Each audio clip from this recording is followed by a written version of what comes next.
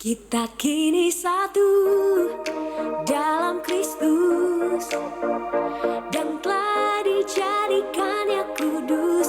Aku dan kamu, kita saudara, mengejar kebenaran Tuhan bersama.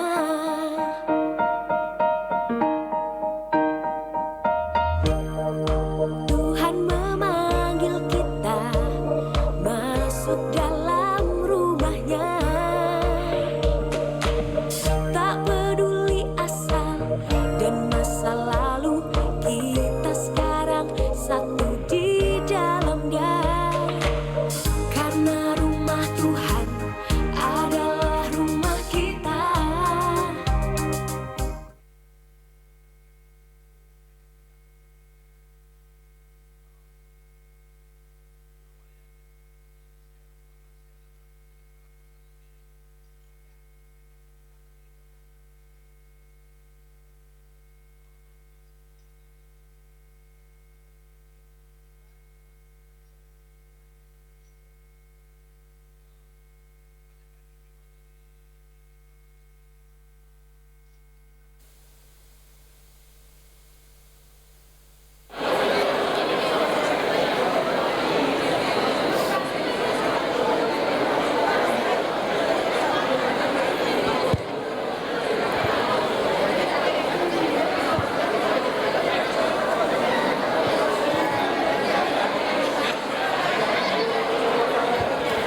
Selamat pagi brothers and sisters semua.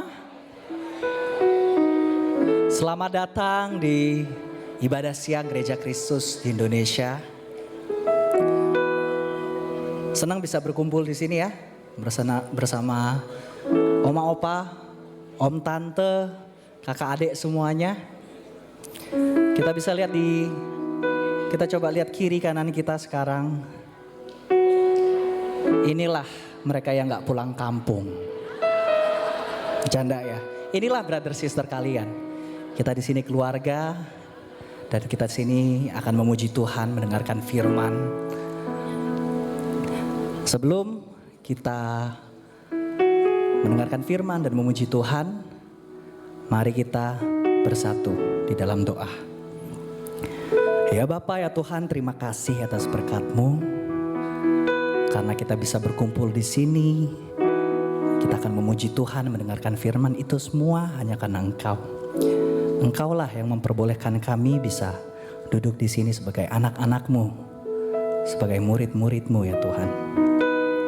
Kau tolong berkati ibadah ini dari awal hingga akhirnya, agar semua bisa berjalan seturut dengan rencana-Mu. Terima kasih Bapa yang baik, dalam nama Tuhan Yesus kami berdoa dan mengucap syukur. Amin. Mari kita bangkit berdiri, brothers and sisters. Mari kita awali hari ini dengan memuji Tuhan. Tuhan kita yang hebat, Tuhan kita yang besar. Let's praise His name, exalt His name. Sing, He is exalted. He is exalted, the King is exalted on high. I will praise Him. He is exalted, forever exalted, and I will praise His name. For He is the Lord. He is the Lord. Forever His truth shall reign. Heaven and earth. Heaven and earth. Rejoice. Rejoice in His holy name. He is exalted, the King is exalted on high. He's exalted, the King is exalted. He is exalted, the King is exalted on high. He is exalted, the King is exalted on high. Let's praise Him. I will praise Him. He is exalted, forever exalted, and I will praise His name. He's the Lord. He is the Lord. Forever His truth shall reign.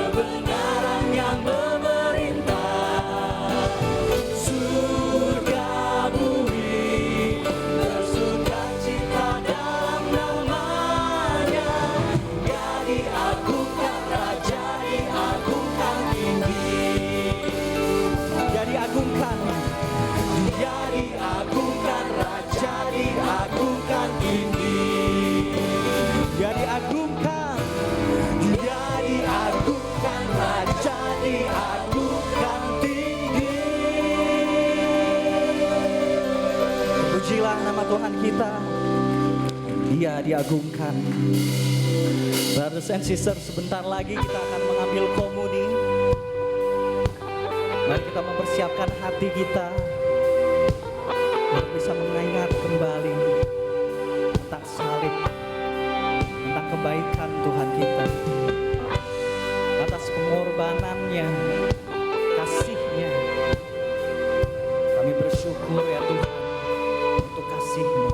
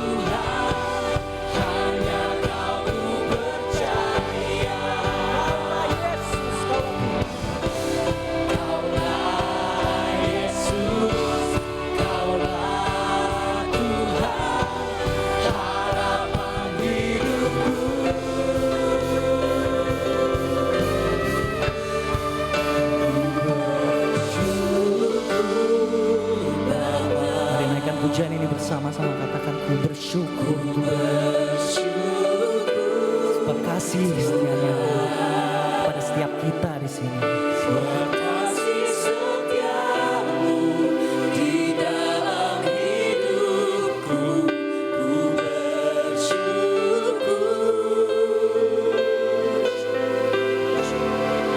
Ku bersyukur Bapa. Ku bersyukur Tuhan. Buat kasih setiamu di dalam hidupku, ku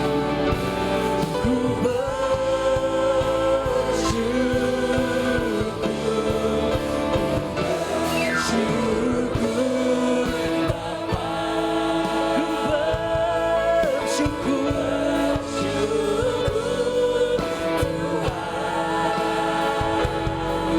buat kasih setiamu di dalam hidupku, ku bersyukur.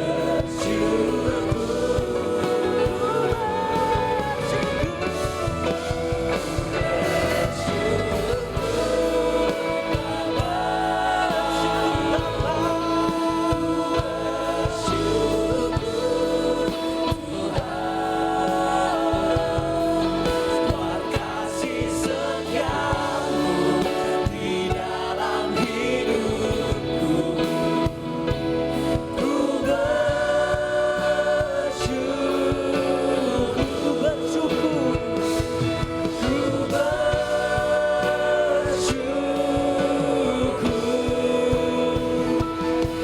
Tuhan, kami bersyukur.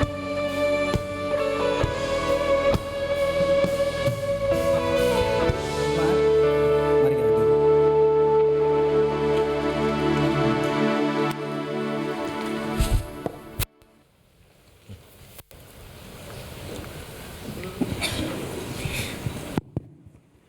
Sebelum kita mendengarkan firman Tuhan, mari kita persiapkan hati kita untuk mengambil perjamuan kudus dan mengingat kembali pengorbanan Kristus dalam hidup kita.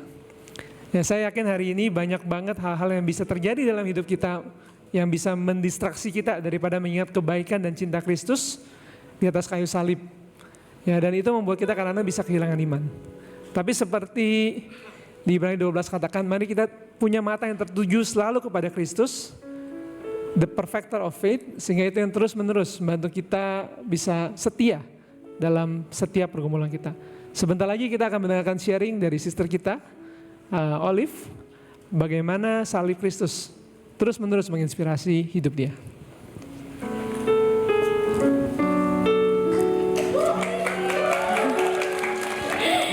Halo, selamat pagi jemaat. Nama saya Olivia Lazuardi. Saya tergabung di GKDI English Ministry. Saya dan suami saya, Calvin, yang duduk di sana, mengambil keputusan menjadi murid Yesus di tahun 2016. Sekarang kami sudah menikah hampir 8 tahun dan mempunyai seorang anak perempuan berumur 2,5 tahun. Saya tumbuh dalam keluarga di mana orang tua saya lumayan cuek. Bukan karena mereka nggak peduli, tapi lebih karena tidak mengerti bagaimana cara membangun hubungan antara orang tua dan anak. Dari waktu muda, orang tua saya pindah ke Jakarta dan mereka berdua sangat pekerja keras, membuat kehidupan ekonomi keluarga kita sangat comfortable. Tapi di sisi lain, orang tua saya selalu sibuk kerja dari pagi sampai sore. Kebetulan juga pada tahun 98, kedua kakak saya dikirim ke Malaysia untuk sekolah karena keadaan di Jakarta kurang baik. Saat itu saya masih berumur 5 tahun, jadi for the longest time saya merasa seperti anak tunggal. Sudah terbiasa main sendiri, melakukan segala sesuatu sendiri, bahkan dari SD sudah harus berpikir pulang sekolah mau naik apa. Karena orang tua tidak menyediakan fasilitas selain sekolah yang bagus dan rumah yang nyaman. Hal-hal ini membuat saya menjadi anak yang mandiri, terbiasa mencari solusi sendiri, mikir sendiri, dan gak bergantung kepada siapapun. Waktu umur saya 19 tahun, saya sudah mulai bekerja dan berkarir dalam pekerjaan yang saya rintis sendiri. Kondisi ini membuat saya menjadi pribadi yang semakin mengandalkan diri sendiri, sampai tiba di satu kejadian di mana saya nggak bisa rely on myself anymore. Ini terjadi di tahun 2021. Setelah 5 tahun menikah, saya hamil. Pada waktu awal married memang belum mau langsung punya anak, karena masih sibuk banget dengan kerjaan, dan emang mungkin udah rencana Tuhan juga, saya hamil waktu sedang pandemi, di mana kerjaan lebih santai. Singkat cerita, saya dapat pregnancy yang lumayan challenging, di mana setiap harinya saya muntah-muntah selama 7 bulan lamanya. Gak bisa makan, gak bisa minum, bahkan sampai turun 7 kilo. Waktu itu saya merasa dunia saya runtuh, yang tadinya saya super produktif, mendadak jadi orang yang gak bisa ngapa-ngapain, gak bisa kerja, gak bisa keluar rumah, bahkan basic skill seperti makan aja saya gak bisa. Dari orang yang aktif bekerja dan banyak aktivitas dari pagi sampai malam, tiba-tiba saya cuma bisa terbaring di kasur dari pagi sampai malam. Saya jadi identity crisis dan sangat depresi pada waktu itu. 7 bulan yang saya lalui itu rasanya kayak 7 tahun lamanya. It was one of the toughest year of my life. I was feeling very lonely. Pada waktu itu saya merasa gak ada yang bisa relate. Kalau cerita sama orang kesannya lebay atau gak bersyukur. Sampai aku berkali-kali tanya ke Tuhan, Tuhan kenapa aku ya? Why me? Jadi walaupun selama ini saya hidup sebagai murid, saya lebih sering gunain kekuatan aku sendiri untuk memecahkan solusi dalam hidup. Pokoknya motonya adalah apa-apa harus mandiri. Dan baru kali ini saya merasa stuck karena semua cara yang saya coba lakuin gak ada solusinya. Ini membuat saya kepahitan sama Tuhan. Saya kecewa dan merasa gak disayang sama Tuhan. Akhirnya saya bertemu dengan satu sister yang melewati pergumulan yang sama, dan dia bisa melewati semua itu dengan Tuhan. Dan saya percaya saya pun juga bisa. Baru-baru ini saya membaca sebuah buku anak-anak yang judulnya The Moon is Always Round. Di mana buku itu menceritakan tentang ayah dan anaknya yang masih kecil, di mana ibunya mengalami keguguran. Anak kecil ini bertanya ke papanya, kenapa adiknya yang dia udah tunggu-tunggu banget malah meninggal? Dan kenapa harus ada suffering di dunia ini? Saya suka banget sama analogi yang dipakai, bahwa bulan itu selalu bundar. Mau apapun itu cuacanya, mau itu badai sekalipun, tapi terkadang kita nggak bisa lihat the full moon. Mungkin kadang kita cuma lihat setengahnya aja, atau terkadang bulan sabit aja.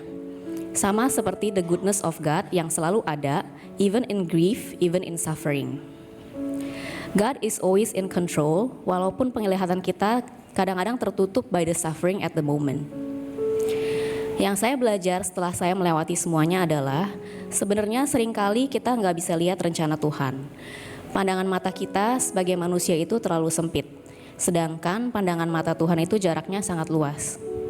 Yang mungkin sampai sekarang banyak hal di hidup saya yang aku nggak tahu jawabannya kenapa. Pada waktu itu saya bergumul, saya nggak bisa lihat sebenarnya Tuhan bless my baby so much, padahal saya cuma bisa makan 1 sendok aja dalam 1 hari. Anak saya tetap lahir dengan sehat dan sempurna, itu udah pasti bukan karena kemandiriannya saya atau solusi saya sendiri. Tuhan prepare saya secara mental dan fisik supaya waktu saya menjadi ibu bisa kuat menghadapi segala cobaan. Tuhan juga prepare saya untuk memprioritaskan my relationship with my daughter dibandingkan karir saya yang dimana pada waktu itu mengambil kesibukan saya banget. Dan kejadian ini bikin saya teringat salibnya Tuhan, di mana salib dan pengorbanannya selalu ada buat saya, tapi seringkali saya sia-siakan. Yang Tuhan inginkan adalah untuk saya bisa membangun hubungan lagi dengan Dia. Tuhan kasih saya amazing brothers and sisters untuk bisa memikul salib yang ada di hidup ini bersama-sama supaya tidak terasa berat. Saya diubahkan dari seseorang yang maunya apa-apa sendiri menjadi orang yang lebih humble untuk ask for others people help. Dari orang yang selalu mau pakai cara sendiri, saya belajar untuk berserah sama Tuhan, percaya plan-nya Tuhan walaupun saya belum bisa lihat. Saya mengerti kenapa Yesus mau mati di kayu salib, supaya tubuhnya yaitu jemaat bisa saling menguatkan, saling belajar. Salib Kristus memberi kekuatan untuk saya fokus on God dan mau pakai cara Tuhan dalam apapun situasi hidup saya, including my marriage, my motherhood, my friendship, family, and also my career. Saya mengajak Bapak, Ibu, dan jemaat semua, mari kita merenungkan salib Kristus yang sudah mati bagi dosa-dosa kita. Segala kemuliaannya hanya bagi Tuhan. Amin.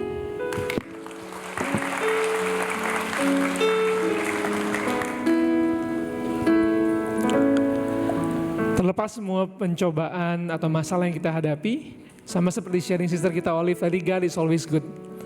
Ya, mari kita lihat salib Kristus sebagai bukti daripada kasih Kristus. Dan begitu dia rela mengorbankan anaknya untuk kita hari ini, pasti gak ada segala sesuatu yang Tuhan gak rela berikan untuk kita. Karena itu mari kita ambil perjamuan kudus kita. Saya akan bacakan dari 1 Korintus 11 ayat 23 sampai 26.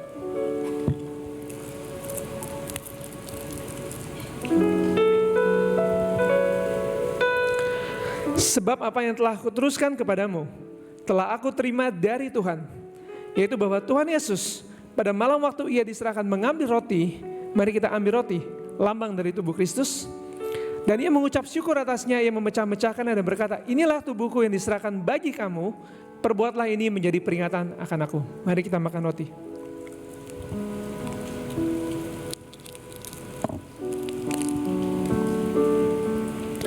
Demikian juga yang mengambil cawan sudah makan, lalu berkata, cawan ini adalah perjanjian baru yang dimateraikan oleh darahku. Perbuatlah ini setiap kali kamu meminumnya menjadi peringatan akan aku. Mari kita minum anggur, lambang dari darah Kristus. Sebab setiap kali kamu makan roti ini dan minum cawan ini, kamu memberitakan kematian Tuhan sampai ia datang. Mari kita satukan hati kita, kita berdoa. Tuhan, terima kasih Bapak untuk kasih-Mu yang begitu besar Tuhan. Yang tanpa pengorbanan anak-Mu Tuhan, hari ini kami masih diperhamba oleh dosa Tuhan. Kita masih menjalani hidup kami dalam kegelapan Tuhan. Yang kami tidak mengenal kasih Tuhan, karena kita gak mengenal kasih Engkau sendiri Tuhan. Tuhan, biarkan Bapak hari ini supaya kami terus belajar Tuhan mengenai kasih Engkau di atas pengorbanan anak-Mu Tuhan, di atas kayu salib. Yang mentransformasi kami Tuhan. Yang buat kami hari ini mau obey firman Kau Tuhan. Yang buat kami hari ini bisa kuat Tuhan dalam menghadapi setiap tantangan Tuhan. Mau menjadi serupa Tuhan, seperti anak-Mu Bapak. Tuhan, biarlah Bapak hari ini bisa kami mengenang lagi salib Engkau Tuhan. Itu yang memampukan kami Tuhan. Dan persiapkan hati kami Tuhan untuk menerima firman Kau Tuhan. Dan terus menerus diubahkan. Dan mau serahkan Tuhan ibadah ini dalam tangan Kau. Hanya dalam nama Yesus kami berdoa dan mengucap syukur. Amin. Brothers and sisters, sebentar lagi kita akan mendengarkan khotbah. Saya mengajak kita untuk bisa bangkit berdiri. Mari kita bangkit berdiri bersama-sama. Saya juga pengen appreciate untuk brothers and sisters yang bisa datang early dan tepat waktu ya.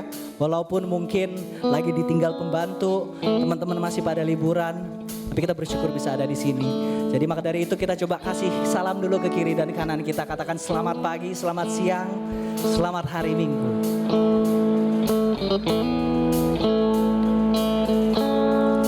Allah sumber, ayo bernyanyi bersama-sama. Allah sumber, Tuhanku, Allah sumber, Tuhanku dan bagianku selamat. Sekali lagi, Allah sumber, Tuhanku, Allah sumber.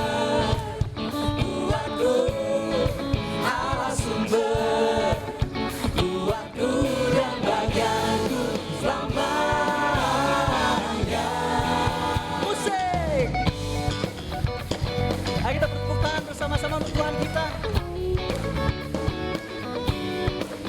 Mari kita puji namanya.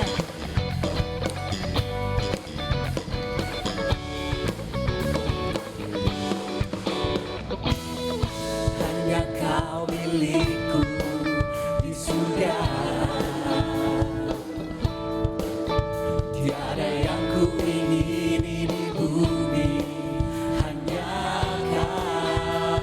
Andalkan kekuatanku, tak ku andalkan kekuatanku, namun yang pasti Kau tetap selalu.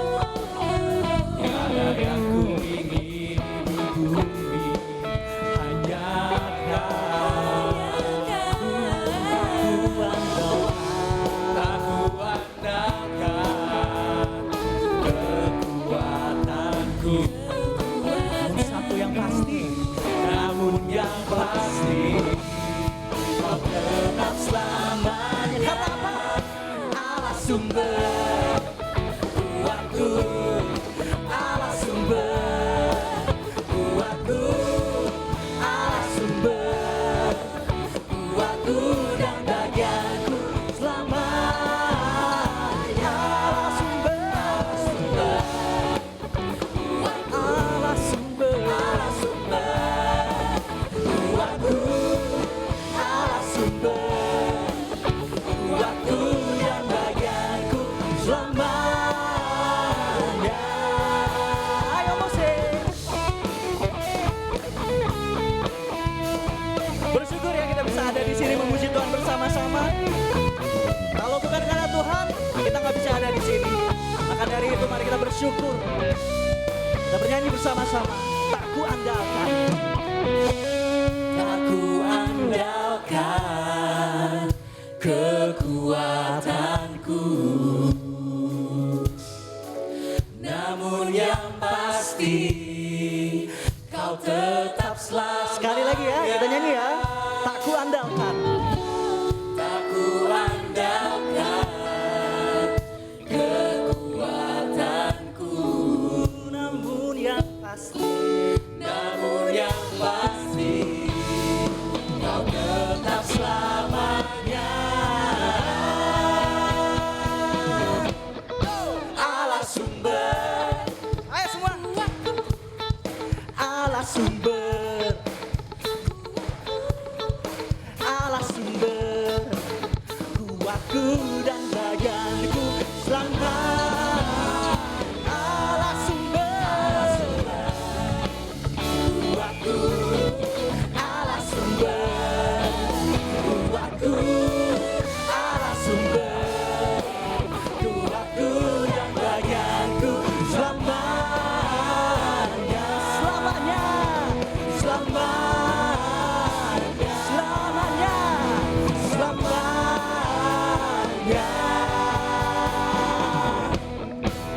selamanya. Jemaat, mari kita duduk. Selamat siang semuanya. Saya berharap siang ini kita masih tetap semangat, betul? Saya tahu ada sebagian kita pulang liburan atau sebagian kita tetap di Jakarta. Ya, saya 2 tahun ini setiap lebaran saya lebih senang ada di Jakarta, jalan-jalan kuliner bersama sahabat-sahabat yang lain. Oke,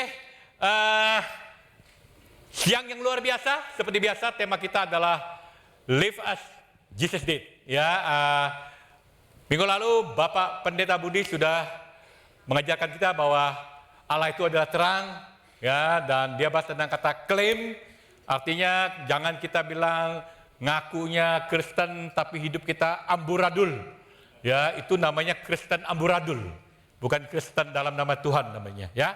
Nah, hari ini saya ingin membahas tentang love, tentang kasih. Karena kebetulan jatah saya tentang kasih. Padahal saya bukan orang yang paling mengasihi. Yang pasti istri saya sangat mengasihi saya. Oke.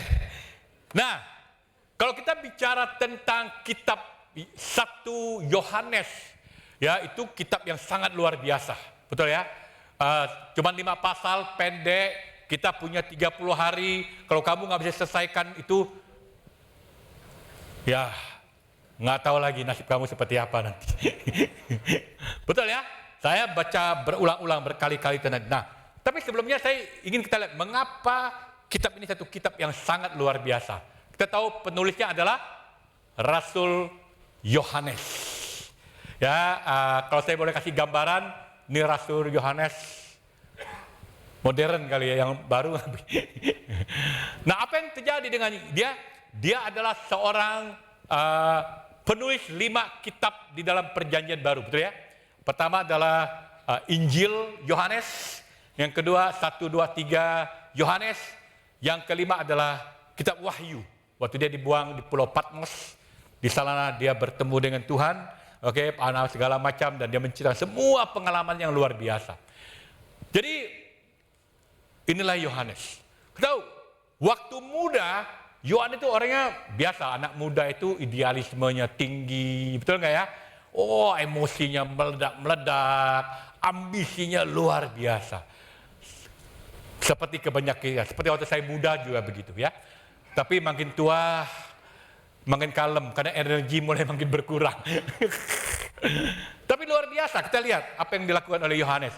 Yohanes, kemarin waktu udah muda dia semangat banget. Saking semangat, ada satu orang yang datang yang mengusir roh jahat dalam nama Yesus. Dia apa? Dia larang, nggak boleh. Ini cuma hanya boleh 12 rasul saja. Hanya boleh murid Yesus. Tapi dia bilang, nggak apa-apa. Selama dia nggak menentang, nggak apa-apa. Kelihatan ya, idealismenya luar biasa. Apalagi, ya karena Yesus pergi ke Samaria, orang Samaria nggak menyambut dengan baik. Bang Samaria, Yohanes bilang, Tuhan boleh nggak aku berdoa supaya ada belerang api datang, hancurkan kota Samaria. Bayangin loh, kejam dia, keras seperti kita ya. Inilah ya, apalagi yang terjadi kita lihat, yang menarik. Dia ngapain? Dia berambisi. Seperti yang kita bilang, dia ambisi bersama dengan saudara Yakobus. Dia ingin bisa duduk dan di sebelah kanan dalam kemuliaan Yesus. Ya, di kitab lain, dia suruh mamanya yang ngomong kepada Yesus. Jadi lihat, satu ambisi yang luar biasa. Tapi yang sangat menarik, waktu dia sudah ABG, angkatan babe gue, sudah agak tua maksudnya. Ini yang terjadi. Yohanes dikenal, dijuluki sebagai Rasul Kasih. Nggak heran di kitab Yohanes ada kitab yang penuh dengan kata-kata kasih. Ini bukti siapapun kita hari ini kita bisa berubah. Yohanes yang tadi begitu garangnya, seperti kebaikan kita sebelum kita bertobat, bisa berubah. Tapi jangan nunggu sudah tua baru berubah, nanti telat. Kita nggak tahu nasib kita, soalnya betul nggak? Umur di tangan Tuhan. Kadang-kadang di tangan cara kita makan juga. Ya, cara makan nggak ini, ya datanglah tiba waktunya sebelum Tuhan kasih. Oke? Nah, apa yang luar biasa tentang ini? Ya saya lihat ini luar biasa. Yohanes begitu luar biasa. Waktu dia menulis Injil, dia nggak pakai namanya sendiri. Dia selalu menyebut namanya apa? Murid Yesus yang dikasihi. Wow. Kenapa? Karena saya percaya kenapa ini membuktikan bahwa dia mempunyai hubungan yang sangat dekat dengan Yesus. Betul ya? Kalau kita baca Yohanes pasal 19 masih ingat? Yesus bilang, Ibu, inilah anakmu. Anak, inilah ibumu. Maka Yohanes membawa Maria tinggal bersama dengan dia. Jadi ada satu hubungan yang sangat akrab banget, intim banget. Maka dia bilang, murid Yesus yang dikasihi. Menurut saya itu satu nama yang luar biasa. Betul ya? Kalau saya tanya kepada kita pagi hari, mau nggak kita menjadi murid Yesus yang dikasihi Yesus? Mau nggak? Iya, saya pun mau. Ya, kenapa? Ini sesuatu yang membuktikan sesuatu yang sangat akrab, yang sangat luar biasa. Nah, kita lihat ini yang luar biasa yang saya lihat. Bayangkan di dalam kitab 1 Yohanes yang cuma ada 5 pasal itu, ya, Yohanes menggunakan kata kasih lebih dari 46 kali. Tetapi di pasal 4 sudah dipakai 27 kali. Itu hampir 50% daripada. Kamu tahu, kata yang banyak dikatakan adalah kata agape. Agape itu kata benda. Kata kerjanya agapo. Waktu kamu mengasihi, itu berasal dari kata agape. Jadi ini satu kata yang sangat luar biasa. Ya, bayangin. Enggak heran kalau disebut apa? Dia adalah Rasul Kasih. Dan kalau kita belajar pasal 4, kalau enggak mengubah hati kamu untuk mengasihi, kita mesti pikir ulang tentang kekristenan yang kita punya. Amin? Nah, saya enggak bahas surut pasal itu karena pasal itu juga nggak terlalu panjang sebenarnya, cuma 1 sampai 21. Tapi saya mau bahas tentang 5 pasal saja. 5 pasal, 5 ayat. Nah inilah bukti usia tak bisa dibohongin. Oke, di 1 Yohanes pasal 4 ayat 7 dia bilang gini, saudara-saudaraku yang kekasih, marilah kita saling mengasihi. Sebab kasih itu berasal dari Allah. Dan setiap orang yang mengasihi lahir daripada Allah dan mengenal Allah. Dan barang siapa yang tidak mengasihi, ia tidak mengenal Allah sebab Allah adalah kasih. Dalam hal inilah kasih Allah dinyatakan di tengah-tengah kita. Yaitu bahwa Allah telah mengutus anaknya yang tunggal ke dalam dunia supaya kita hidup olehnya. Inilah kasih itu. Bukan kita yang telah mengasihi Allah, tetapi Allah telah mengasihi kita. Dan yang telah mengutus anaknya sebagai pendamaian bagi dosa-dosa kita. Saudara-saudaraku, jemaat GKDI yang kekasih. Jikalau Allah demikian mengasihi, maka haruslah kita juga saling mengasihi. Tidak ada seorang pun yang pernah melihat Allah. Jika kita saling mengasihi, Allah tetap di dalam kita dan kasih-Nya sempurna di dalam kita. Bayangin, dalam 5 ayat ada sekitar 13 kata kasih di sana. Ada 13 kata agape dan agapo di sana.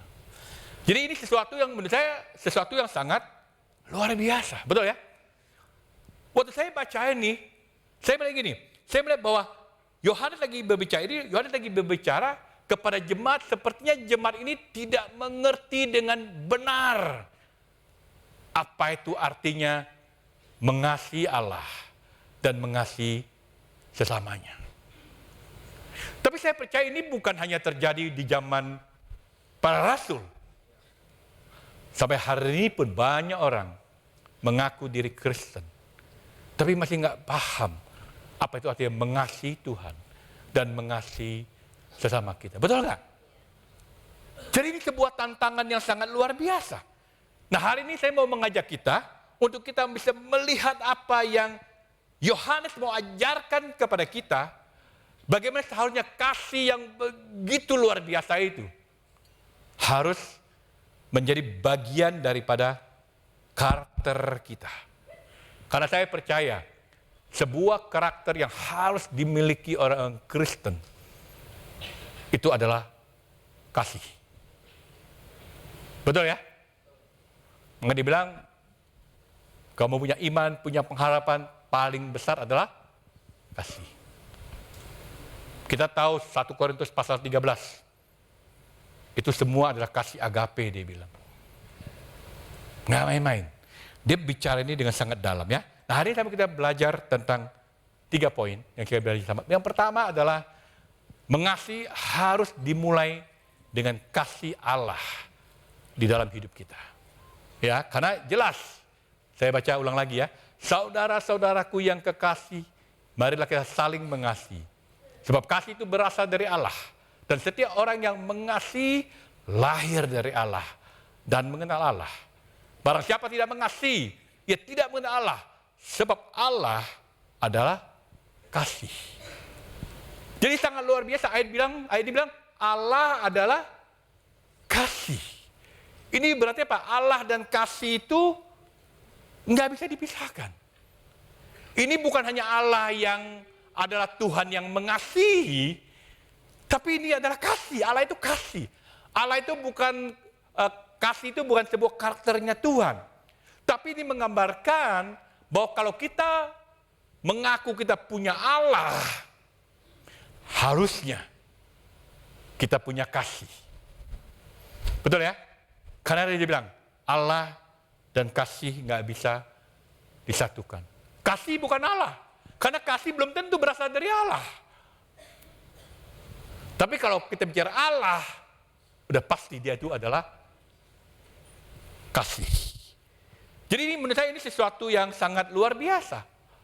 Bahkan dia bilang, setiap orang yang mengasihi lahir dari Allah. Artinya apa? Setiap orang yang dilahirkan kembali. Waktu kita dibaptis, kita keluar dari air. Kita langsung apa? Punya kasih. Wow. Benar? kita langsung akan apa? Mengasihi.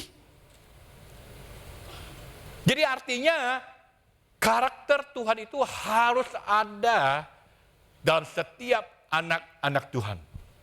Harus ada. Karena maka dibilang, setiap orang yang mengasihi Allah lahir. Yang mengasihi lahir dari Allah. Jadi kalau dia nggak punya kasih, dia nggak pernah lahir dari Allah. Ini, menurut saya ini sesuatu yang luar biasa. Jadi artinya apa? Karena Allah itu adalah kasih, maka kita pun harus apa? Bisa mengasihi. Kita harus bisa mengasihi orang-orang yang tidak dikasihi. Di luar sana banyak orang, betul nggak? Lagi bingung. Atau di ruangan ini, di tengah kamu datang karena kamu nggak feel love. Kamu datang, kamu berharap, kamu dapatkan kasih. Itu kita harus lakukan. Mengasihi orang yang tidak dikasih. Tapi kita juga harus mengasihi orang yang tidak mengasihi. Egois. Nggak tahu berterima kasih. Berontak. Betul nggak? Itu pun harus kita kasihi. Nah, tahu, itulah kasih yang Tuhan ajarkan. Agape love. Dan Tuhan mau kita punya itu. Jadi saya sangat percaya gini, Sister. Mereka yang benar-benar rohani adalah mereka yang mau mengasihi. Jadi kalau brothers yang susah mengasihi, kamu harus cek betul nggak kamu rohani. Kenapa? Karena kasih itu apa? Mendefinisikan tentang seorang Kristen. Jadi kalau saya boleh bilang begini, kalau Allah itu adalah kasih, berarti Kristen sama dengan kasih. Nggak bisa dipisahkan. Karena itu yang Bible ajarkan kepada kita. Apalagi bilang, bahkan dia bilang, barang siapa tidak mengasihi, ia tidak mengenal Allah. Jadi jangan bilang kita orang Kristen hari ini. Jangan ngaku-ngaku Kristen hari ini. Kamu mau rajin ibadah percuma kalau kamu nggak mengasihi. Karena dia bilang, kamu nggak kenal Tuhan. Nggak kenal. Karena kasih itu harus ada. Dan saya percaya, dan saya sangat percaya, hanya mereka yang mau mengenal Allah, yang mau belajar tentang kasih, yang mau bertumbuh di dalam kasih. Karena hati yang tidak mengasihi, kamu nggak akan pernah bisa mengenal Tuhan. Karena Tuhan hanya bisa dikenal oleh hati yang mau mengasihi. Itu yang Tuhan mau. Kalau nggak bisa. Jadi Alkitab sangat clear. Barang siapa mengasihi, dia mengenal Allah. Barang siapa tidak mengasihi, dia tidak mengenal Allah. Nggak bisa dipungkirin tentang itu. Mau nggak kita bertambah dalam kasih kita? Jadi apa? Kalau kita mau bertambah kasih kita, Allah harus juga bertambah di dalam diri kita. Betul ya? Ada makin hari kita makin spiritual, makin hari kita makin kagum sama Tuhan, makin hari kita makin semakin dekat, makin hari makin kita mau dibentuk, makin hari kita terus punya kerinduan. Karena kalau kamu mau punya kasih yang bertambah, kamu harus punya Allah yang terus bertambah di dalam diri kamu. Karena Allah dan kasih tidak bisa dipisahkan. Paket hemat, nggak boleh milih kita. Betul ya? Nah, saya mau tanya kepada kita. Apakah kita seorang yang mengasihi hari ini? Apakah kita seorang Kristen yang mengasihi hari ini? Karena kalau kita bilang kita Kristen dan kita tidak mengasihi, Allah itu tidak ada di dalam kita. kamu nggak kenal Allah berarti. Amin. Tapi di ruang ini kalau lihat tampangnya semua mengasihi kok. Kasihnya luar biasa. Amin. Ini agak ragu ya. Ini Pak Pendeta lebay nih kayaknya ya. Oke. Nah, saya mau kita belajar gimana cara Tuhan mengasihi. Di Roma pasal 5 ayat 7-8 dibilang, sebab tidak mudah seorang mau mati untuk orang yang benar, tetapi mungkin untuk orang yang baik ada orang yang berani mati. Akan tetapi Allah menunjukkan kasih-Nya kepada kita, oleh karena Kristus telah mati untuk kita, ketika kita masih berdosa. Inilah agape love. Ini Tuhan luar biasa loh. Dia mau mati buat kita, dia menunjukkan kasih-Nya bahkan ketika kita berdosa. Tuhan mengasihi kita, bahkan kita nih nggak ada yang bisa dikasihi. Karena nggak ada yang bagus. Itu saja Tuhan masih mengasihi. Tuhan bahkan mengasihi kita waktu apa? Kita lagi nggak peduli, kita lagi berbuat dosa, kita lagi buat kejahatan. Tuhan masih apa? Mengasihi. Wow. Tuhan masih mengasihi waktu kita anggap remeh firman Tuhan. Itu omong kosong, itu teori doang, itu hanya orang psycho yang mau lakukan itu. Tapi Tuhan masih mengasihi kita. Tuhan masih mengasihi kita. Waktu mungkin berkali-kali kita diajar firman Tuhan, kita diomong, kita nggak mau bertobat, kita masih gunakan cara kita. Saya mau bilang, Tuhan masih mengasihi kita. Wow, itu Tuhan. Betul ya? Apapun kita, Tuhan love. Ada nggak orang sini yang nggak mau dikasihi? Mau. Saya percaya orang yang paling sehat secara mental, ada orang merasa apa? Dikasihi. Mama saya sudah 3 tahun nggak ada. Tapi kalau saya malam bangun, saya bisa nangis. Cuma satu saya ingat, dia mengasihi saya. Dan saya tahu kalau saya mau punya anak yang sehat, saya harus mengasihi dia. Kalau saya gas terus, kasihan dia. Betul nggak? Saya harus mengalah supaya dia merasa dikasihi. Penting banget. Oke? Nah ini Tuhan kita, Tuhan yang luar biasa. Tuhan itu begitu mengasihi. Waktu dia menciptakan semua, itu dia menciptakan dengan kasih. Waktu Tuhan memberi perintah, memerintahkan kita melakukan sesuatu, dia lakukan dengan kasih.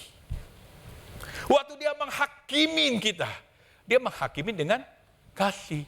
Jadi kalau hari kamu lihat aku banyak masalah ya, Tuhan lagi mau mengasihi kamu. Lagi mau bentuk kamu. Tuhan mau kamu keluar dari kelemahan kamu supaya kamu semakin kuat.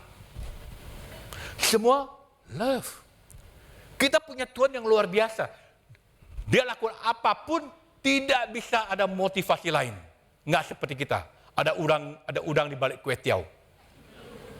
Dia semua motivasi cuma satu. Love. Karena kasih saja. Wow, kamu bersyukur nggak punya Allah yang begini? Luar biasa.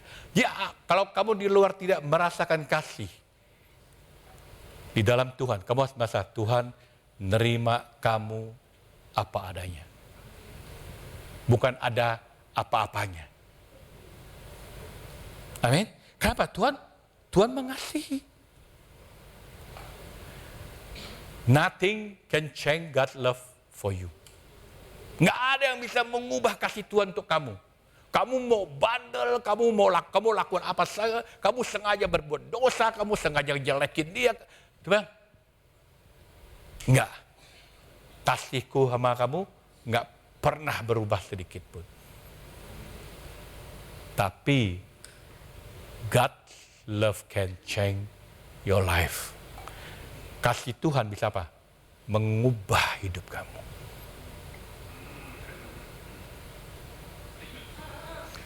Dukun jadi pendeta, itu karena God's love. Saya cuma begini, kasih itu memang tidak besar, tetapi pengampunan ada syaratnya. Saya merasakan kasih Tuhan saya diterima apa adanya. Maka saya masuk ke satu stage. Saya mau menerima pengampunan. Apa yang saya lakukan? Saya mesti kenal Tuhan. Saya belajar untuk berubah, meninggalkan cara hidup saya yang lama. Betul nggak? Saya memberi diri saya di baptis. Nah ini penting. Banyak orang Kristen yang penting mengasihi. Dosa mengasihi, nggak akan mengasihi. Nah dia nggak bisa bedain mana mengasihi dan mengampuni. Love mah, Tuhan tetap mengasihi. Setelah kita jadi murid Yesus, kasih Tuhan nggak bertambah, sama aja karena dia nggak pernah berubah. Cuman kita mendapat apa? Pengampunan dan jalan keselamatan. Itu yang luar biasa. God love nggak? Love banget. Amin? Paham ya? Nah, karena Tuhan kasih Tuhan yang tidak bersyarat itu, karena Allah adalah kasih, Kristen juga harusnya adalah kasih, maka waktu kita mengasihi, kita harus mengandalkan kasih Tuhan. Kalau Tuhan bisa mengasihi tanpa syarat, kita harus belajar mengampuni juga tanpa syarat. Gampang nggak? Enggak. Karena itu kasihnya Allah agape. Bisa nggak? Bisa. Gampang nggak? Enggak. Tapi bisa nggak? Nanti kita lihat ayatnya luar biasa. Ya. Jadi lihat, ini sesuatu yang sangat luar biasa. Nah kenapa? Karena kalau kasih kita tuh, kalau kita bersandar pada kasih kita tuh egois. Kasih kita tuh mau menang sendiri. Kasih kita tuh milih-milih, betul nggak? Kasih kita subjektif. Karena dekat. Wah, kalau enggak kita. Milih-milih, karena dia baik, itu aja. Betul ya? Kunci daripada pesan ini, Tuhan mau kita bersandar kepada kasih. Kasihnya Allah. Bukan bersandar kepada kasihnya kita yang egois tadi itu, enggak. Makasih bilang, Allah itu adalah kasih. Kasih itu belum tentu Allah. Karena kasih yang kita belajar di luar adalah kasih yang egois. Kasihnya Tuhan beda banget. Amin. Pagi ini saya mau bertanya kepada kita. Sudahkah hari ini kita mengalami kasihnya Allah dalam hidup kita? Sudahkah kasih Allah mengalir di dalam hidup kita? Sudah enggak?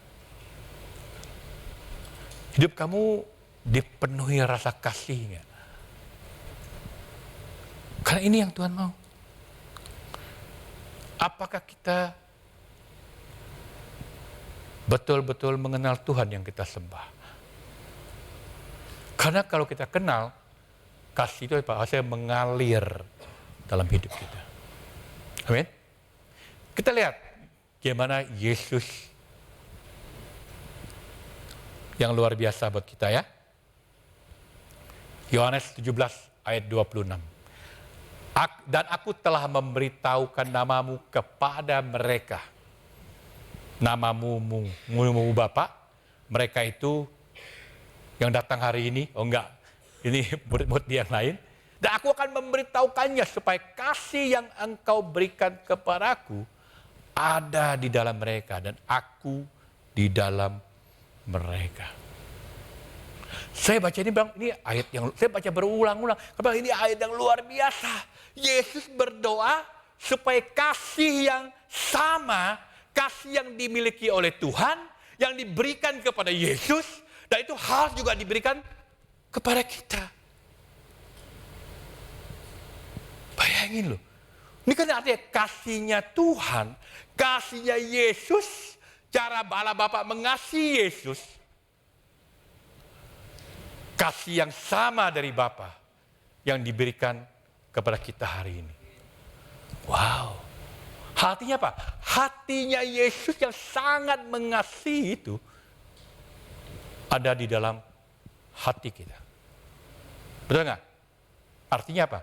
Kita tidak punya alasan untuk tidak mengasihi. Nggak ada alasan. Karena kasih yang dikasihi nggak main-main loh. Kasihnya Allah diberikan kepada anak yang tunggal. Anak tunggal berdoa untuk murid-muridnya. Supaya kasih yang sama dikasih kepada murid-muridnya. Saya baca ini bilang, wow. Gak ada alasan. Berarti Pak, semua kita bisa mengasihi. Kalau betul kita adalah murid Yesus, kita semua akan mengasihi. Saya mau tanya, apakah hari ini di dalam hidup kita ada seorang yang kamu sangat sulit kasihi? Coba bayangin, ada nggak? Saya ngalamin, ketemu buang muka. Kalau dia buang muka, saya kasih muka. Berat banget. Tahu nggak? Dalam hati saya, waduh. Jadi saya katakan ini, saya lakukan ini bukan karena saya pendeta, karena saya murid Yesus. Kalau dulu begini, aku ubah dia jadi kodok. Ya kan? Betul loh. Nggak gampang. Setiap saya ingatkan, Sen, ini bukan tentang kamu pendeta, tapi kamu murid Yesus. Nggak gampang. Berat banget salib itu. Aduh. Atau ada nggak kita mengenal seseorang yang mengaku murid Yesus, tapi kelakuannya nggak seperti Kristus? Banyak bro dalam grup saya, jangan begitulah, kasihilah mereka. Betul kan? Coba, ada nggak? Atau pernah nggak kamu nemukan dalam diri kamu, kita bergumul nih. Ini saudara-saudaraku, aku tahu gue mesti mengasihi dia, tapi kalau boleh jujur, aku nggak mau mengasihi dia. Tapi yaudahlah kita datang. Bro, sis, aku mengasihi kamu di dalam Tuhan. Tapi dalam hatinya, gue benci banget sama lu. Kalau bisa gue ngomong ketemu. Pernah begitu? Kalau kita belajar kitab, saya sudah mengampuni dia. Tapi saya nggak mau ketemu lagi. Itu bukan mengampuni namanya. Itu bukan kasih. Itu bukan apa yang Tuhan ajarkan kepada kita. Makanya kitab Yohanes sangat luar biasa. Dia lagi bicara apa? Dia lagi bicara, kita tidak bisa mengasihi orang lain dengan kemampuan kita sendiri. Kita hanya bisa mengasihi dengan kasih Allah yang diberikan kepada kita. Di luar itu nggak mampu. Kemampuan kita untuk bisa mengasihi keluarga itu hanya bisa terjadi dimulai apa? Hubungan kita dengan Allah.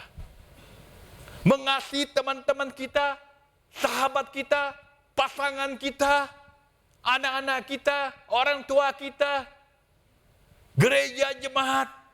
Itu hanya bisa dimulai apa? Waktu kita punya hubungan dengan Allah. Kalau kamu nggak dekat dengan Tuhan, susah banget. Tapi kalau kamu dekat, wow. Pagi ini saya mau tanya, apakah kita mengasihi keluarga kita dengan kasih Tuhan? Apa kita mengasihi pasangan kita dengan kasih Tuhan? Apakah ini kita mengasihi teman-teman kita di kantor, teman main kita dengan kasih Tuhan? Kita mengasihi dengan kasihnya Tuhan atau kasihnya dunia? Saya percaya, kalau Allah tinggal di dalam kita, harusnya kita mencurahkan kasih kita kepada keluarga kita dengan kasih Tuhan.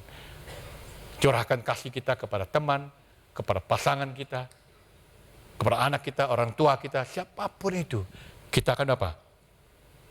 Curahkan karena kasih Tuhan yang ada di dalam hidup kita. Amin? Karena itu, mengasihi harus dimulai dengan kasih Allah di dalam hidup kita. Kalau enggak, itu bukan kasih yang dari Tuhan. Amin? Poin saya yang kedua, Mengasihi dengan kasih yang berkorban. Ini agape lagi nih. Nah ini menarik, di sini dibilang apa? Dalam hal inilah kasih Allah yang dinyatakan di tengah-tengah kita, yaitu bahwa Allah telah mengutus anaknya yang tunggal ke dalam dunia supaya kita hidup olehnya. Inilah kasih itu, bukan kita yang telah mengasihi Allah, tetapi Allah telah mengasihi kita dan yang telah mengutus anaknya sebagai pendamaian bagi dosa-dosa kita. Ini luar biasa. Tuhan nggak cuma bilang kasih, tapi kan dia buktikan kasih dia. Dengan apa? Dia mengorbankan anaknya sebagai apa? Pendamaian bagi dosa-dosa kita. Ini luar biasa loh. Ini Tuhan lagi menunjukkan dengan sangat jelas di atas kayu salib. Tuhan melihatkan kedalaman kasih-Nya dengan apa? Mengorbankan anaknya demi kita. Ini luar biasa. Tuhan nggak cuma ngajarkan, nggak cuma ngomong, dia membuktikan. Padahal apa? Padahal kita ini adalah musuhnya Tuhan. Betul nggak? Kita ini orang berdosa. Kita ini nggak layak. Coba apa yang layak kamu dikasihi? Nggak layak. Kita berdosa, kita bukan karena berbuat dosa kita jadi berdosa. Tapi karena kita ini memang orang berdosa. Daging kita lemah. Gampang pikiran jahat. Gampang pikiran cabul. Haleluya, tapi cabul jalan. Betul nggak? Kita ini manusia, jadi kita berdosa itu bukan karena kita berbuat dosa. Tapi memang kita ini manusia yang berdosa. Makanya kita ini musuhnya Tuhan. Nggak layak sama dikasih sama sekali. Tapi begitu luar biasanya, Tuhan mengutus anaknya, yang tadinya kita adalah musuh-musuhnya Tuhan, sekarang kita menjadi anak-anak Tuhan. Wow. Ini sesuatu yang sangat luar biasa. Inilah kasih Allah yang berkorban. Tuhan, Allah bukan hanya Tuhan yang mengasihi, tapi dia itu benar-benar adalah kasih. Amin. Berkorban. Jadi ini mengasihi apa? Butuh berkorban. Kalau kamu belum berkorban, itu bukan mengasihi. Hari ini kalau saya boleh bang, kita boleh pergi kemanapun. Kamu keliling, kamu boleh cerita hebat tentang Tuhan Yesus, tentang Yesus mengasihi Allah luar biasa. Orang nggak tersentuh. Orang akan tersentuh hatinya ketika kita bisa menunjukkan kasih kita kepada orang itu. Baru kalau gitu nggak akan. Nah kita hanya bisa menunjukkan kasih kita apa? Kalau kita punya kasih yang tulus, betul nggak? Kalau kita nggak tulus nggak bisa. Tapi kalau kita punya mengasihi dengan tulus, kita punya sebuah kekuatan untuk bisa menyentuh hati orang itu. Karena dia ngerasain tulus orang ini, murni hatinya, nggak ada embel-embelnya, senang dia, betul nggak? Kalau nggak bisa. Bayangin brother, itulah yang dilakukan Allah. Allah memberikan anaknya. Allah memberikan kasih yang penuh pengorbanan. Karena Allah mengasihi dengan penuh pengorbanan sebagai anak-anak Allah. Saya percaya kita juga harus menunjukkan kasih yang rela berkorban. Betul nggak? Karena Tuhan sudah kasih teladan. Kalau kita mengasihi, wah karena dia baik bro, wah karena dia luar biasa, wah saya hutang budi. Nah, ini kalau mau hutang sama budi, jangan sama hong-hong. Karena uang hong-hong dipegang sama budi. Betul ya? Ini luar biasa. Wah saya mau mengasihi supaya nanti saya dikasih. Saya mengasihi, saya berharap mendapatkan sesuatu. Nggak bisa. Itu bukan kasih yang sebenarnya. Itu kasih yang egois. Itu kasih yang duniawi. Itu kasih yang penuh hawa nafsu. Itu kasih apa? Palsu itu. Fake love, palsu.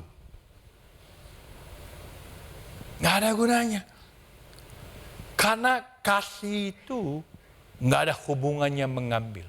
Kasih itu tidak ada hubungan dengan kita berharap mendapatkan pamrih. Waduh, susah mengasihi bro. Iya, susah memang. Tapi ini yang Yesus ajarkan. Ini yang kita terus perlu bertumbuh dengan luar biasa. Saya mau tanya pagi ini, pengorbanan apa hari ini brother sister yang kita sudah lakukan untuk orang lain?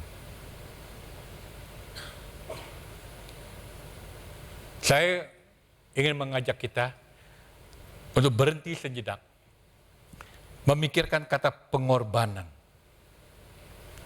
Saya mau tanya, apa sih arti pengorbanan buat kamu? Coba kita definisikan dalam hati kamu. Apa arti pengorbanan buat kamu? Datang ibadah, apakah itu sebuah pengorbanan? Datang PDA, PDG itu pengorbanan? Mengajar Alkitab itu ada sebuah pengorbanan buat kamu? Memberi perpuluhan itu sebuah korban persembahan, itu ada sebuah pengorbanan buat kamu? Itu bukan pengorbanan. Itu kewajiban kita sebagai orang yang punya rasa syukur kepada Tuhan. Kenapa kita jadi beban? Karena kamu lainnya itu adalah pengorbanan. Jadi gimana itu membuktikan bahwa Yesus tidak ada di dalam hati kita? Betul nggak? Nggak ada itu. Tahu nggak kata berkorban? Kita bersedia melepaskan sesuatu yang sebenarnya tidak mampu kita berikan. Mampu nggak datang ibadah bangun pagi? Mampu. Bangun pagi ibadah mampu nggak? Mampu. Karena bos yang panggil mampu kok, habis begadang tidur jam 6 pagi kalau bos masuk, dasuk kita. Betul nggak? Mampu nggak? Mampu. Boleh seharian nggak tidur, tiba-tiba ada janji bisnis, bangun gitu. Betul nggak? Kenapa ada PDA, PDG kita stop? Sibuk. Kalau sibuk lain ada bisnis, stop semua kita. Nggak ada. Pengorbanan itu kita bersedia melepaskan sesuatu yang sebenarnya tidak mampu kita berikan. Apa yang kamu nggak mampu berikan, kamu tetap berikan. Itulah sacrifice. Itulah sebuah pengorbanan. Wow, betul lah. Jadi saya mau tanya, apa pengorbanan yang sedang kamu lakukan buat Tuhan hari ini? Apa? Yohanes bilang, wah kalau kita nggak rela berkorban secara finansial untuk membantu brother sister kita, membantu jemaat, itu bukan kasih. Kalau kita nggak rela berikan waktu kita nggak rela berikan talenta kita untuk memberi kepada orang lain, itu bukan kasih. Betul nggak? Kalau kita bilang, wah aku mengasihi kamu, aku berdoa buat kamu, tapi nggak ada yang kita lakukan apa-apa, itu bukan kasih.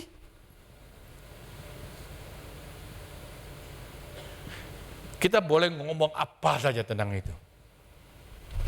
Tapi Tuhan tahu apa yang ada di dalam hati kita. Amin. Tuhan tahu motivasi kita. Tuhan tahu banget.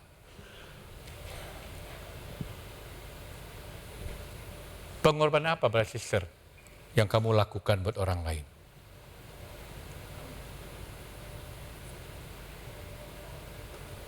Yesus mengorbankan dirinya untuk kita. Pengorbanan apa yang kita berikan kepada orang lain? Apa yang kita lakukan yang menunjukkan kasih Allah kepada orang lain? Apa yang kita lakukan? Apakah kita sedang membantu saudara-saudara kita yang sedang bergumul dalam kehidupannya? Apakah kita membantu orang yang sedang bergumul dalam dosa? Pernikahan yang hancur. Orang yang lagi butuh dibantu supaya dia dengan Tuhan.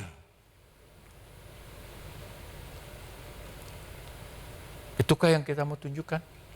Atau kita nggak peduli? Sedih. Kita bilang kita murid Yesus. Tapi kita nggak peduli.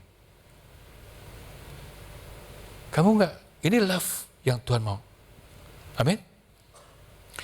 Pengorbanan apa yang kita lakukan untuk orang lain? Coba pikir.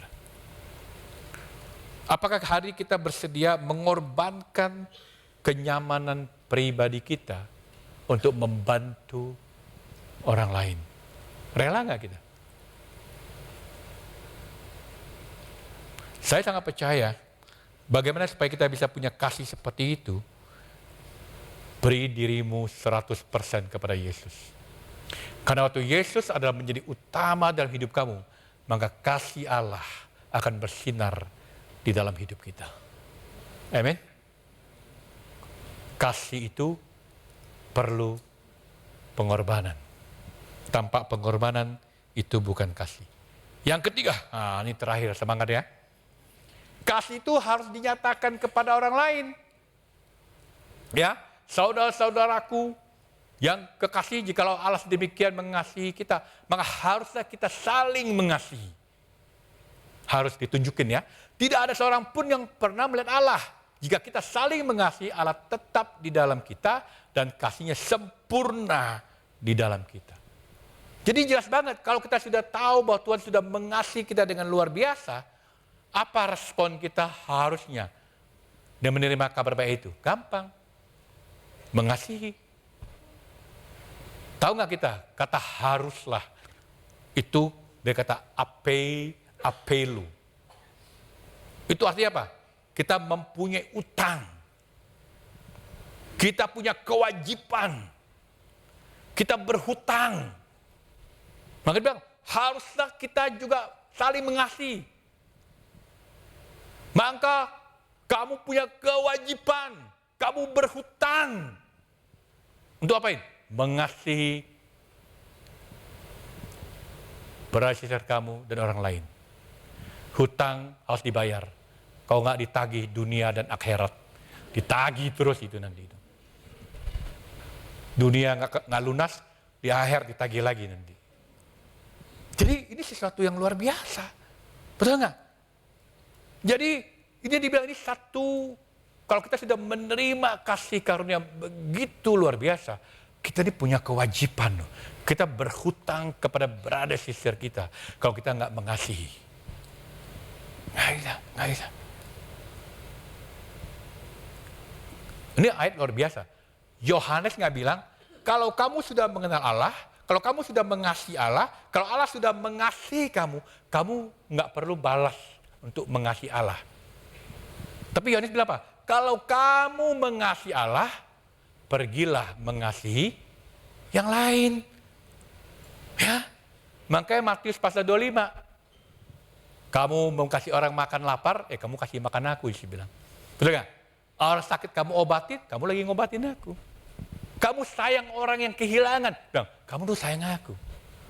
Makanya Yohanes bilang, waktu kamu menerima kasih Allah, nggak perlu kamu balas ke Allah. Cukup kamu pergi mengasihi orang lain. Saya mau tanya, itu nggak yang kita terjadi hari ini? Amin? Bisa ya? Apalagi ini menarik ini bilang, tidak ada seorang pun yang pernah melihat Allah. Iyalah, Allah roh. Nggak bisa dilihat. Nggak nampak memang. Jadi gimana supaya orang bisa lihat Tuhan? Gimana Tuhan menyatakan dirinya kepada kita? Ketika apa? Ketika kita mengasihi dengan kasih Allah. Itulah Allah menyatakan dirinya kepada orang itu. Maka Mahatma Gandhi waktu datang ke gereja, ingat ya, dia mau tahu, dilarang karena dia Hindu. Dia bilang, apa bedanya orang Kristen sama orang Hindu? Sama-sama ada kasta juga. Maka dia bilang, aku suka Kristusmu, tapi aku nggak suka Kristenmu. Karena Kristenmu tidak sama seperti Kristusmu. Wow. Enggak sama. Sedih. Makanya waktu kita menunjukkan Allah, betul, itu kita mempresentasikan Tuhan. Tuhan nggak kelihatan, tapi murid Yesus kelihatan. Betul nggak? Makanya di ayat selanjutnya menarik. Di berapa? Kasihnya, ya, kasihnya sempurna di dalam kita. Jadi waktu kita mengasihi orang lain, kita tunjukin dari kasih Allah. Kasih Allah itu apa? Menjadi sempurna di dalam hidup kita. Wow. Saya ini bilang, luar biasa sekali. Kamu harus mengasihi terus. Karena kasih Allah menjadi sempurna di dalam kita. Kalau kita membiarkan Tuhan memakai kita untuk mengasihi Allah, kasih Allah menjadi sempurna. Jadi dengan kata lain, Kristen ini apa? Mempresentasikan Tuhan. Nggak kelihatan. Orang Kristen kelihatan. Kita mempertaruhkan reputasi Tuhan. Kalau kamu jelek, bagaimana Tuhan jelek. Kalau kamu mengasihi, bilang, wow, Tuhannya Tuhan yang penuh dengan kasih. Kamu gampang mengampun, bilang, wow, Tuhan ada Tuhan yang sangat gampang mengampuni.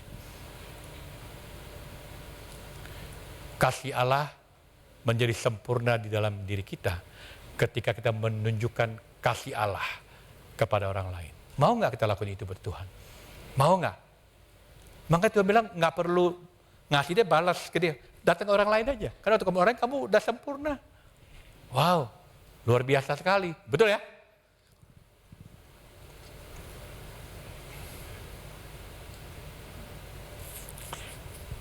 Artinya apa? Kita lakukan apa? Tuhan mau kita pergi beritakan tentang kebenaran. Betul ya? Ngomong tentang kasih Tuhan. Kenapa? Di luar sana ada banyak orang bersister haus akan kasih Tuhan. Mereka lagi cari. Mereka nggak tahu cari di mana. Mereka tempat salah. Mereka pergi di skoring happy-happy. Pulang nangis juga dia. Lagi beban mereka minum. Sadar pusingnya nggak hilang. Pusing di kepala, pusing hidup masih jalan terus. Pusing di kepala hilang. Pusing hidup jalan terus dia. Nggak bisa. Tapi ketika kita mengasihi Tuhan, ketika kita masih mengasihi saudara-saudari kita, Allah dan kasih Allah itu ada di dalam kita. Dan kasih Allah itu menjadi sempurna di dalam kita. Amin. Ini mengasihi semua orang bisa, nggak peduli. Kita seorang pendiam pun bisa mengasihi dengan sempurna, nggak bisa. Ya, seorang yang nggak bisa ngomong pun bisa mengasihi, nggak bisa. Nggak ada alasan kita tidak bisa ngomong, nggak ada alasan kita tidak bisa menunjukkan kasih kita siapapun kita bisa. Kita bisa menunjukkan kasih yang sempurna di dalam diri kita. Karena kita menggunakan kasihnya Allah. Bisa. Firman Tuhan, Yohanes tidak bilang berapa banyak orang yang harus kamu kasih. Nggak peduli, 2 orang, 10 orang, 100 orang, 200 orang. Nggak apa-apa, silakan. Tetapi yang Tuhan tahu, Tuhan mau kita mengasihi dengan kasihnya Allah itu sendiri. Kalau Tuhan melihat bahwa kita sudah siap untuk mengasihi, Tuhan akan membawa orang lain kepada kita untuk dikasihi. Atau kita dibawa kepada orang itu untuk dikasihi. Mau nggak bersisa kita hidup dalam kasih ini? Wajar nggak hari ini kalau orang lihat, ini murid Yesus ngaku Kristen tapi berantem, bertengkar, iri hati, bisnis nggak sehat, betul nggak? Terus mereka bilang, apakah mereka mengenal Tuhan? Udah pasti nggak kenal. Karena kalau mereka kenal, mereka nggak begini hidupnya, betul nggak? Karena nggak kenal lah mereka jadi begini. Wajar dong, jangan tersinggung. Bro, kamu kenal Tuhan? Bro, betul kamu anak Tuhan? Wajar. Karena harusnya nggak begitu. Saya nggak tahu, pagi ini, mungkin kita sudah mencari kasih di tempat yang salah. Atau kita sudah menyerah untuk mendapatkan kasih yang sejati. Tapi saya mau bilang, ketika kita memberikan diri kita kepada Tuhan, kita akan menemukan kasih yang sejati. Amin. Saya mau tutup dengan ini. Ini adalah ayat terakhir pasal 4. Penutup dia bilang gini. Jikalau seorang berkata, aku mengasihi Allah, dan ia membenci saudaranya, maka ia adalah seorang pendusta. Karena barang siapa tidak mengasihi saudaranya yang dilihatnya, dan tidak mungkin mengasihi Allah yang tidak dilihatnya. Dan perintah ini kita terima dari dia. Barang siapa mengasihi Allah, ia juga harus mengasihi saudaranya. Dengan kata lain, kalau kita tidak mengasihi saudara-saudari kita, mengasihi satu sama lain, kita adalah seorang pendusta. Clear ini. Kalau kita mengaku bahwa kita mengenal Allah, tapi kita masih berjalan dalam kegelapan, kamu adalah seorang pendusta. Kalau kamu mengaku bahwa kamu adalah seorang Kristen, tapi masih ada amarah, iri hati, cemburu, sakit, benci, susah mengampuni, kamu adalah Kristen pendusta. Kamu boleh mengaku diri kamu Kristen, tapi kalau kamu nggak mengasihi, dia bilang, kamu adalah pendusta. Saya baca ini, saya merinding. Berapa banyak aku menjadi pendusta. Kamu tahu di Wahyu pasal 21:8 bilang, seorang pendusta akan dibuang ke dalam api neraka. Amin. Saya mau ngajak kita pagi ini, pasal 4 ini kalau mau detail banget, ini bagus banget pasal 4. Kalian bisa selidikin banyak. Saya berharap ini mengubah hati kita untuk mengasihi. Mengubah pandangan kita tentang love. 3 poin tadi bilang, mengasihi harus dimulai dengan kasih Allah dalam hidup kita. Kamu nggak bisa mengasihi dengan benar kalau Allah tidak tinggal dalam hidup kamu. Kamu harus mengasihi dengan kasih yang berkorban. Selama kamu nggak rela sacrifice, itu bukan kasih. Amin. Kasih itu apa? Harus ditunjukkan. Supaya orang tahu, oh kamu Kristen ya. Supaya orang bisa lihat Tuhan dalam hidup kita. Amin. Itu saja, mari kita tundukkan kepala dan kita berdoa. Tuhan Bapa di surga, terima kasih untuk siang hari ini Tuhan. Kami belajar sesuatu yang luar biasa tentang love. Gampang diomongin, perlu satu usaha yang sangat keras untuk bisa hidup di dalamnya. Tapi saya bersyukur Engkau memberi solusinya. Engkau bilang hanya orang yang mengenal Engkau yang bisa mengasihi dengan kasihnya agape itu. Terima kasih Tuhan. Bantu kami, biar semakin hari kami semakin dalam dengan Engkau. Semakin ditambahkan di dalam Engkau. Sehingga kasih kami pun semakin ditambahkan. Sertai berkati kami semua. Dalam nama Yesus kami berdoa dan mengucap syukur. Amin. Tuhan berkati. Mari kita berikan apresiasi kepada Pendeta Muhsin. Dan sekarang saatnya kita untuk memberikan persembahan kepada Tuhan. Multimedia akan menampilkan untuk di-scan ya, juga ada di depan kursi. Untuk brothers and sisters yang ingin memberikan secara cash, silakan minta amplop kepada usher di belakang dan mengumpulkannya ke kotak yang tersedia di belakang pilar kiri dan kanan. Dan selama kita memberi, mari kita juga memuji Tuhan bersama-sama.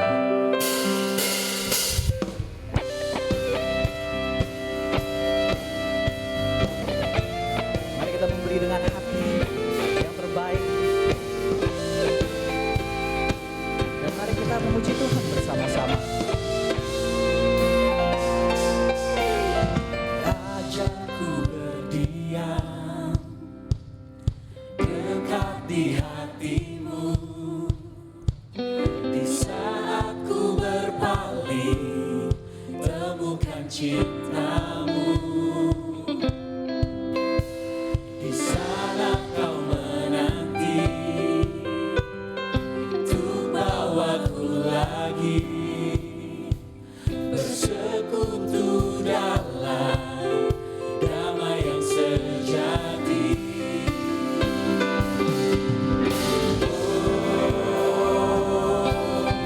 Ku damba hadirmu,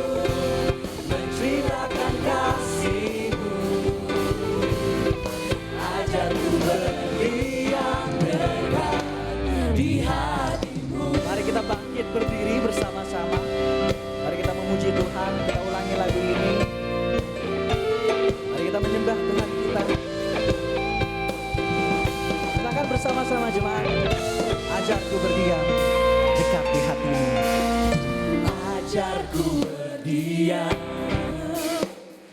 dekat di hatimu. Satu berpaling, ketemukan cintamu, temukan cintamu. Di sana kau menanti kami, di sana kau menanti. Ku bawa ku lagi bersekutu dalam damai yang sejati. Gambar hatimu, oh, ku dapat hadirmu.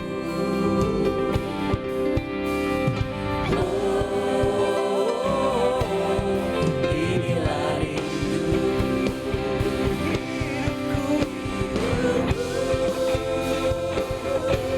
hanyalah untukmu. Segenap hatiku kagum akan kebaikanmu. Dan nafasku menceritakan kasihmu. Ajarku berdiam dekat di hatimu. Tambahkan sekali lagi, hidupku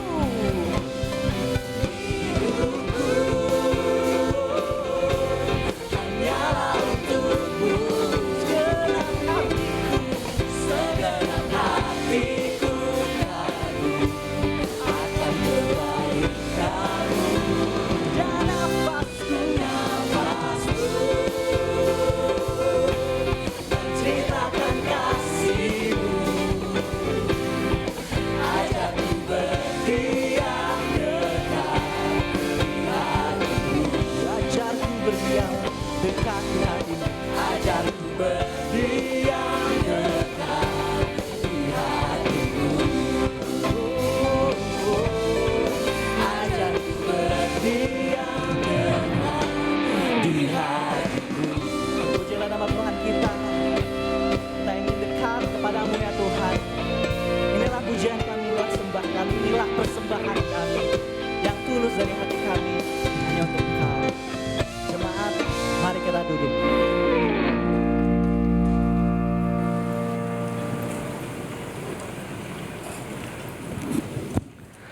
Saya yakin kita hari ini sangat terberkati dari message yang diberikan Om Muksin. Saya mau kita apresiasi Om Muksin sekali lagi, mari kita berikan tepuk tangan.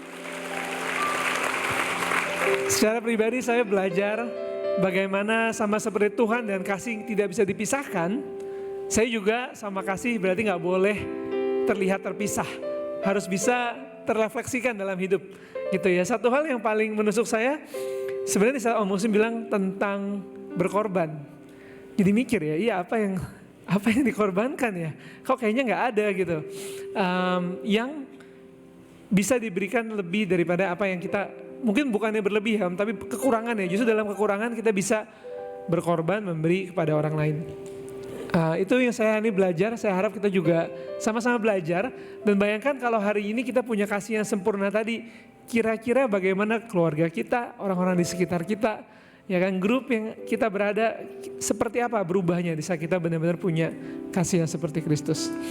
Sebelum kita menutup ibadah, saya juga mau memberikan beberapa pengumuman. Yang pertama adalah ibadah di minggu depan, tetap sama di pukul 10.30 untuk ibadah yang kedua. Dan saya mau menghimbau kita untuk datang lebih early, supaya kita juga bisa membantu ushers dalam flow ibadah selanjutnya. Dan berikutnya adalah Activity Day untuk teens di tanggal 21 April di jam 8 pagi akan ada kegiatan-kegiatan untuk teens kita. Mari kita siapkan para orang tua untuk teman-teman juga yang akan mengikuti Activity Day tanggal 21. Sebelum kita menutup ibadah, kita akan menyanyikan satu lagu. Tapi sebelumnya saya mau mengundang kita, mari kita satukan hati yang kita berdoa. Bapak, kami bersyukur Tuhan hari ini karena pengorbanan Engkau Tuhan, karena melihat kasih Engkau Tuhan, kami mengerti bagaimana kami bisa mengasihi, kami juga mengerti bagaimana bisa berkorban Tuhan, terlepas dari semua keegoisan kami Tuhan sebagai seorang manusia Tuhan. Tuhan, biarlah hari ini kita gak menjadi pendusta Tuhan. Dan betul di saat kami hidup, orang bisa merasakan kasih Engkau sendiri Tuhan hidup dalam kami Tuhan. Biarlah Tuhan semakin hari kasih kami semakin bertambah Tuhan, karena pengenalan kami Tuhan akan Kau semakin bertambah. Biarkan Tuhan supaya kami bisa memberikan waktu yang terbaik setiap harinya Tuhan, untuk punya pengenalan akan Engkau. Berdoa semakin banyak Tuhan, karena kami juga mau mendengarkan Engkau semakin banyak dalam hidup kami Bapak. Tuhan, biarkan Tuhan hari ini di saat kami selesai dari ibadah ini Tuhan, Engkau yang mentransformasi kami, Engkau yang membuat kami Tuhan bisa hidup Tuhan, sama seperti Engkau hidup Tuhan. Dan biarlah Tuhan, Engkau yang memberkati kami semua hari ini. Berkati juga bangsa negara kami Tuhan, supaya segala sesuatunya juga berjalan lancar sesuai Tuhan dengan kehendak Engkau, dan juga semua transisi yang akan terjadi juga berjalan sesuai dengan kehendak Engkau, menjadi yang terbaik Tuhan untuk negara kami Tuhan. Terima kasih Bapak, dan hanya dalam nama Yesus kami berdoa dan mengucap syukur. Amin. Saya mengajak kita semua untuk kembali bangkit berdiri sebelum kita pulang. Sebelum kita berfellowship, sebelum kita pulang ke rumah masing-masing, mari kita kembali mengingat tentang kasih Tuhan kepada kita ya. Tuhan itu kasih. Mari kita memuji Tuhan juga. Tuhan juga bilang kita adalah teman-temannya. Kita murid-muridnya juga. Mari kita terus mengingat hal ini. Dan waktu kita pulang, mari kita pulang dengan hati yang gembira. Let's sing this song together. Who am I that you are mindful of me? That you hear me. That you hear me. When I call. When I call. Is it true, Lord? Is it true that you are thinking of me? How you love me? How you love me? It's amazing. It's amazing. Who am I, Lord? Who am I that you